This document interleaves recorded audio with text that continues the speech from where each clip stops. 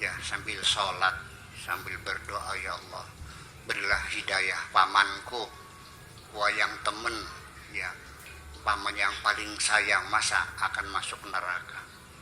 Sambil menangis memohon kepada Allah, malah dijawab oleh Allahnya tidak bisa.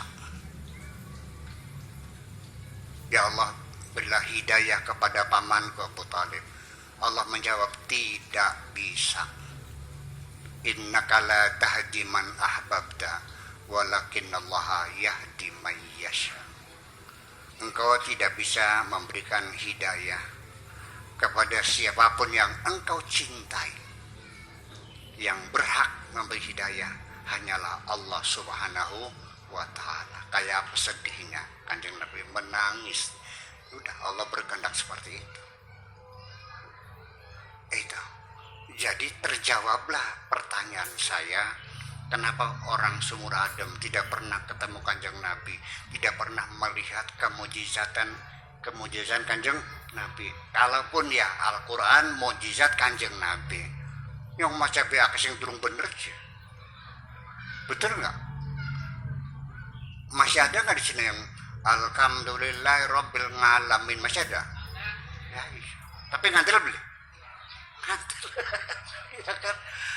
Bahasanya aja masih pleketak-pleketok, tapi ngantil. Orang Arab yang sekamar dengan saya tanya, kan jurusan sastra, sama dengan saya, jurusan sastra. Nah itu, saya tanya, Al-Quran yang kamu baca itu ada salahnya enggak? Enggak ada. Bahasanya bagus enggak? Bagus. Isinya benar enggak? Benar. Dibacanya enak enggak? Enak. Percaya enggak ini kalam Allah? Tidak. Ini karangan Muhammad. Jadi selama ini mereka yang tidak beragama Islam itu ya meyakini Kanjeng Nabi bukan sebagai Rasul, tapi yang minimal sebagai pahlawan. Jadi kayak orang Indonesia meyakini kepahlawanan Jenderal Sudirman. Anda mengakui nggak Jenderal Sudirman berjasa? Ngakui nggak? Sebagai Nabi ngajar nggak? Percaya? Sebagai Nabi, Jenderal Sudirman sebagai Nabi percaya nggak? Sebagai pahlawan? Nah itu dia persoalannya. Ya, jadi pada akhirnya terjawablah sudah bahwa jawaban Allah bahwa kamu tidak bisa memberikan hidayah kepada siapapun yang engkau cintai. Innaka la tahdi man ahbabta walakinallaha yahdi man yasha. Tapi Allah lah yang memberi hidayah kepada siapapun yang dikehendakinya. Di sini terjawab, wahai orang-orang sumur adem, bapak-bapak, ibu-ibu yang beragama Islam, ini bukan karena otakmu cerdas, bukan karena kamu mencari kebenaran, tapi murni betul-betul dapat hidayah dari Allah Subhanahu wa ta'ala. Alhamdulillah. Nah, selanjutnya setelah kita dapat hidayah, tolong diteruskan hidayah ini, dirawat. Seperti saya titip pot bunga sama Bapak Haji Sulaiman. Ini buat Anda. Ini kembangnya bagus, mawar merah. Ya mesti disiram tiap hari, dipupuk tiap hari sambil berbunga, kan begitu.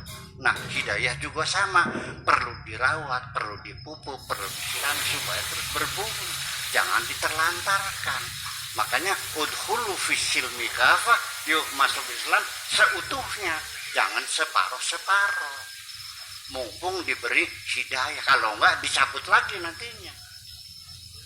Artinya sampai sekarang masih banyak orang yang dapat hidayah, sudah baca syahadat, sudah masuk Islam, tetapi masih belum menjalani syariat Islam.